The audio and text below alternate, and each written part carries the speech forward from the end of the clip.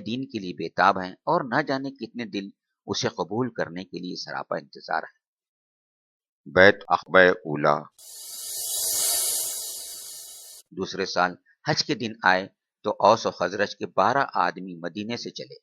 عقبہ میں آپ سے ملاقات ہوئی، وہیں پر ان لوگوں نے اسلام قبول کیا، آپ کے ہاتھ پر بیعت کی اور عہد کیا اب شرک نہیں کریں گے، چوری سے دور رہیں گے، اولاد کو قتل نہیں کریں گے، کسی پہ بہتان نہیں لگائیں گے۔ آپ صلی اللہ علیہ وسلم نے فرمایا اگر اس عہد کو نبھایا تو اللہ جنت دے گا، اور ان میں سے کوئی برائی سرزد ہو گئی تو مولا کی مرضی پر ہوگا، چاہے گا تو معاف کرے گا، چاہے گا تو عذاب دے گا۔ یہی بیت عقبہ اولا کے نام سے مشہور ہوئی۔ یہ نبوت کے 11ویں سال ہوئی۔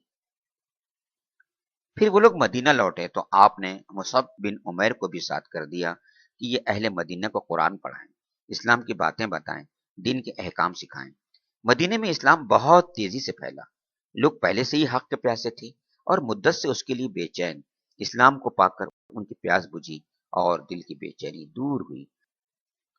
حضرت مصعب پورے جوش اور ولولے سے ان کو علم دین سکھا رہے تھے۔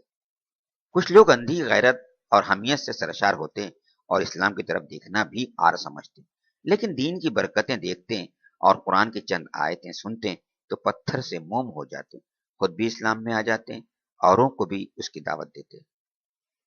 حضرت مصعب مدینے والوں کو اسلام سکھاتے رہے، نمازیں پڑھاتے رہے، یہاں تک کہ گھر گھر دین کا چراغ روشن ہو گیا، گلی گلی اسلام کا ڈنکا بجنے لگا۔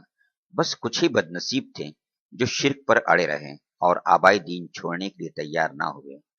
اللہ اہل مدینہ کا بھلا کرے، ایک ہی سال میں وہاں اتنے مسلمان ہوئے کہ مکے میں برسوں میں نہ ہوئے۔ انہوں نے محمد صلی اللہ علیہ وسلم کے نام کا جھنڈا لہرایا، ہر طرف آپ کا بول بالا کیا، ٹھیک اس وقت جب کہ آپ کی قوم آپ کو مٹا دینے کے در پہ تھی۔ اس لیے کوئی حیرت کی بات نہیں اگر مسلمانوں کے دل اہل مدینہ کی محبت سے لبریز ہو گئے، ان سے ملنے کے لیے بےتاب ہو گئے اور ان تک پہنچنے کے لیے اس طرح تڑپنے لگے جیسے پنجرے میں پرندہ۔ حضور صلی اللہ علیہ وسلم بھی اس سلسلے میں کافی فکر مند تھے، کیونکہ اب ایسے جانباز مل گئے تھے جو آپ کا ساتھ دینے کے لیے تیار تھے، ایسے مددگار مل گئے تھے جو آپ کی حمایت کے لیے سراپا انتظار تھے، اور ایسے انصار مل گئے تھے جو آپ پر نثار ہونے کے لیے بے قرار تھے۔ پھر لگاتار ایسی خبریں آ رہی تھیں جو آپ کے لیے انتہائی مسرت بخش تھیں، جو ایک نہایت حسین اور تابناک مستقبل کا پتہ دے رہی تھیں۔ مدینہ میں رسول اسلام کی آمد۔ مدینے والوں نے دل و جان سے آپ کی باتیں قبول کی تھی، انہوں نے عزم کیا آپ کی مدد کریں گے، جان پر کھیل کر آپ کی حفاظت کریں گے۔ ان کی شدید خواہش ہوئی کاش آپ کی حمایت کا شرف حاصل ہو جائے، کاش آپ کا سایہ ہم کو نصیب ہو جائے۔ ایک روز وہ آپس میں بولے، رسول خدا مکے میں پریشان ہیں، مدد کے لیے پکارتے ہیں لیکن کوئی سنتا نہیں، آخر یہ شرمناک منظر ہم کب تک دیکھتے رہیں گے؟ انہوں نے طے کیا اب حج کے دن آئیں تو مکے جائیں گے، رسول خدا کو مدینے بلائیں گے اور آپ سے ہر طرح کی حفاظت اور مدد کا عہد کریں گے۔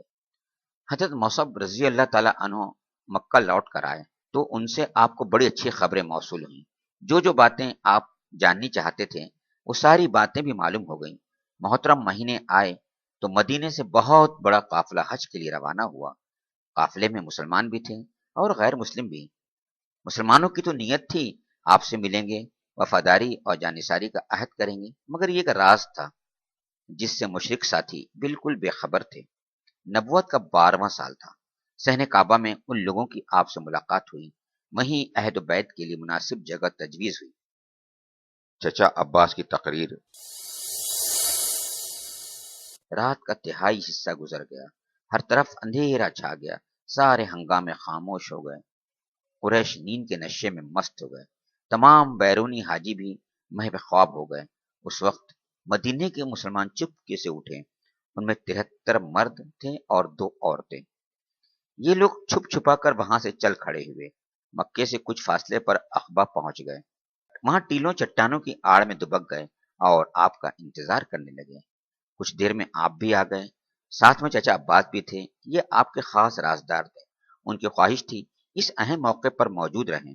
مدینے والوں کے کیا ارادے ہیں، کیا عزائم اور حوصلے ہیں، اس کا خوب اندازہ کر لیں۔ انہوں نے کارروائی کا آغاز کیا، بولے، اے گروہ خزرج، محمد کا ہم میں جو مقام ہے اس سے تم سب واقف ہو۔ انہیں ہم نے دشمنوں سے بچایا ہے، ہمیشہ ڈٹ کر ان کا مقابلہ کیا ہے۔ سن لو، یہ وطن میں بالکل محفوظ ہیں، دشمنوں سے انہیں کوئی خطرہ نہیں، مگر یہ تمہارے یہاں جانے کے لیے بےتاب ہے، تمہارے پاس رہنے کے آرزو مند ہے۔ تمہیں اگر اپنے وعدوں کو وفا کرنے کا حوصلہ ہو، انہیں دشمنوں سے بچانے کا ولولہ ہو تو ٹھیک ہے، خوشی سے لے جاؤ، لیکن کوئی پریشانی ہوئی تو ہم ذمہ دار نہیں ہوں گے۔ اور اگر بے وفائی کا خیال ہے تو انہیں ابھی سے چھوڑ دو، یہ یہاں عزت سے ہیں، سارے اندیشوں سے محفوظ ہیں۔